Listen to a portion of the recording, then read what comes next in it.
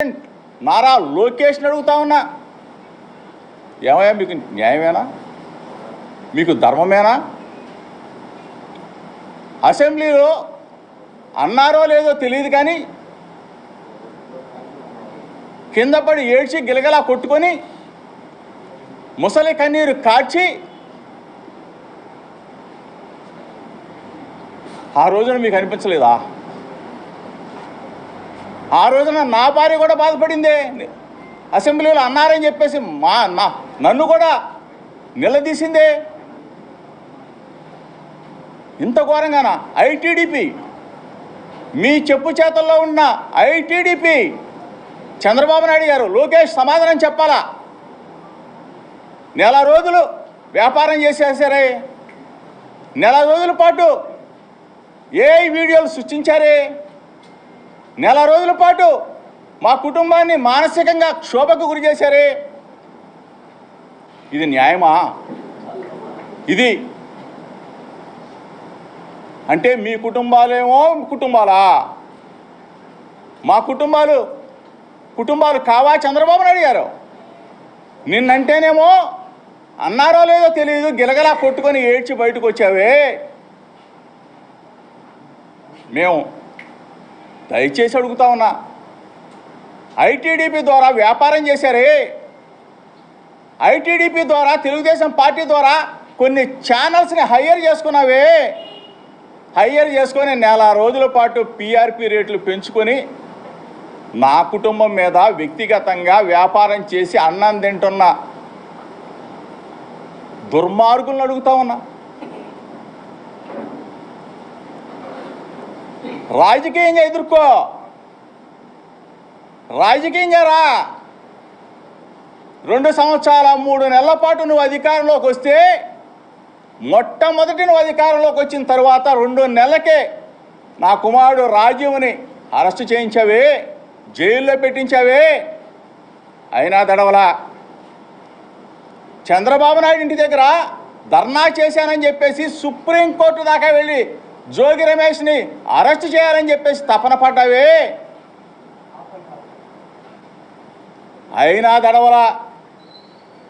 కల్తీ కేసు సృష్టించి 83 రోజుల పాటు నన్ను, నా తమ్ముడు రాముని జైల్లో నిర్బంధించావే, 3 జైలు తిప్పావే. అయినా దడవలా.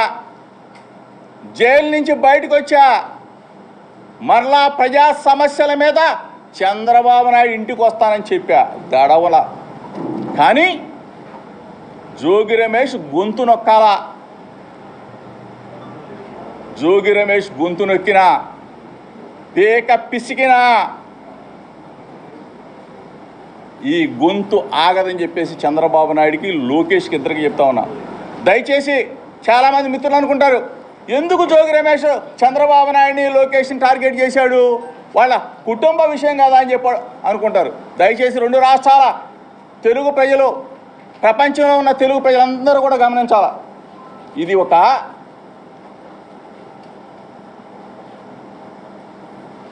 కథ, స్క్రీన్ ప్లే, డైరెక్షన్, యాక్షన్ అందరూ కూడా ఎవరనేది ఈ ప్రపంచానికి తెలుసు.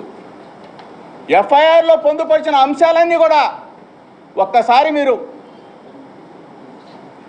దయచేసి మీడియా మిత్రులు, రాష్ట్ర ప్రజలకి తెలియజెప్పండి. తెలుసు దాంట్లో ఉన్న విషయాల్ని. ఎక్కడికి వెళ్ళారు మీరు? ఏ విధంగా జరిగింది? ఈ కుట్రకోణం ఎక్కడి నుంచి వచ్చింది? జోగి రమేష్ని మానసికంగా క్షోభకి గురి చేయాలా, ఇతను గొంతు నొక్కేయాలా, జైల్లో పెట్టినా సరే, 83 రోజులు జైల్లో పెట్టినా సరే, ఆ జైల్లో పెట్టిన తర్వాత ఇంటి మీద దాడి చేసినా, యాసిడ్ దాడి చేసినా, బాంబులు వేసినా సరే ఇతని నోరు అదుపులో ఉండట్లేదు, ప్రజా సమస్యల మీద పోరాటం చేస్తూ ఉన్నాడు, ప్రశ్నిస్తున్నాడని చెప్పేసి ఈ విధంగా కుటుంబ పరంగా ఎవరిళ్లలో లేవయ్యా చంద్రబాబు నాయుడు? పెద్దవాళ్ళు, ఎన్టీ రామారావు గారి కుటుంబ పరంగా ఎవరిళ్లలో లేవయ్యా చంద్రబాబు నాయుడు? పెద్దవాళ్ళు, ఎన్టీ రామారావు గారి కుటుంబం, అక్కినేని నాగేశ్వరరావు గారి కుటుంబం, చిరంజీవి గారి కుటుంబం. అంటే జోగి రమేష్ ఒక్కడే బలహీన వర్గాల్లో బలమైన వాడు వీడు గొంతు నొక్కితే బీసీలందరూ అణగదొక్కబడతారని చెప్పేసి ఒక కుట్ర కోణంలో ఈ రోజుకి చెప్తా ఉన్నా. మేఘన నా కూతురుతో సమానం. రాజు మేఘన ఒకటవ్వాలనే ఈనాటికి కోరుకుంటాం. అది ప్రయత్నించాల్సింది పోయి క్యాంప్ ఆఫీస్కు ఫోన్లు చేసి పిలిపిస్తారా? రాష్ట్రంలో సమస్యలు లేవా? రాష్ట్రంలో ఇంకా సమస్యలు లేవా చంద్రబాబు నాయుడు గారు? రాష్ట్రంలో సమస్యలు లేవా నారా లోకేష్? ఇది మరీ ముఖ్యంగా చెప్తా ఉన్నాం. స్థానిక శాసనసభ్యుడు కృష్ణప్రసాద్ ఏ రోజైనా వ్యక్తిగతంగా మిమ్మల్ని విమర్శించామా? రాజకీయంగా పోరాడడం తప్ప వ్యక్తిగతంగా కృష్ణప్రసాద్ని అడుగుతా ఉన్నా.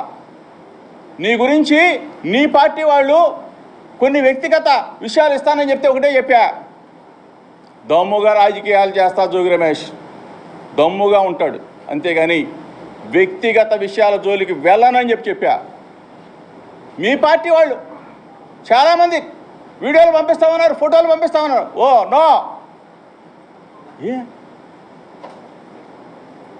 నా కుటుంబంలో ఒక సమస్య వస్తే వాళ్ళని మీరు ఒక్క వీడియో ప్లే చేస్తా దయచేసి. అంటే నేను చాలా వీడియోలు ఉన్నాయి, కానీ నేనేమి కొన్ని పరిధులు ఉన్నాయి కాబట్టి నాకు కూడా మనస్సాక్షి ఉంది కాబట్టి 4 కాలాల పాటు ఆంధ్రప్రదేశ్ రాష్ట్రంలో రాజకీయాల్లో ఉండి ప్రజాసేవ చేయాలి కాబట్టి నా పార్టీకి సంబంధించిన మా నాయకుడి మీద బురదీశారు. మా లీడర్ జగన్మోహన్ రెడ్డి గారిని కూడా ట్రోల్ చేశారు. మా వైఎస్ఆర్ కాంగ్రెస్ పార్టీ కుటుంబ సభ్యులు జోగి రమేష్ తప్పు చేశాడేమో, జోగి రమేష్ కుటుంబం తప్పు చేసిందేమో అని చెప్పేసి మదనపడ్డారు. ఒకటే చెప్తా ఉన్నా, జోగి రమేష్ ఎప్పటికీ తప్పు చేయడు. మీ విలువల్ని విశ్వాసాన్ని కాపాడుతాడు, ఎక్కడా కూడా పొరపాటు చేయడు. మనస్సాక్షి మీద ఒట్టి చెప్తా ఉన్నా, దేన్నైనా ఎదుర్కోవడానికి సిద్ధంగా ఉన్నాను. ఒక్క వీడియో ప్లే చేస్తాను, చాలా వీడియోలు ఉన్నాయి. దయచేసి నేను కృష్ణప్రసాద్ కూడా ఏమంటలా. కృష్ణప్రసాద్ అంటాడు నేను రాజీ చేయడానికి చూశాను, లేకపోతే అది చేయడం.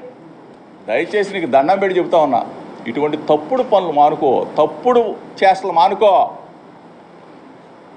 నువ్వు చేసిందేంటో, నీ దుర్మార్గం ఏంటో, నీ ఆఫీస్కి వచ్చిన తర్వాత నీ ఆఫీస్ నుంచి ఎక్కడికి వెళ్ళారో, ఎఫ్ఐఆర్ ఎట్లా కట్టారో, ఏ విధంగా నువ్వు దుర్మార్గానికి ఒడిగట్టావో ఒక్క వీడియో సాక్షి చూపించరా.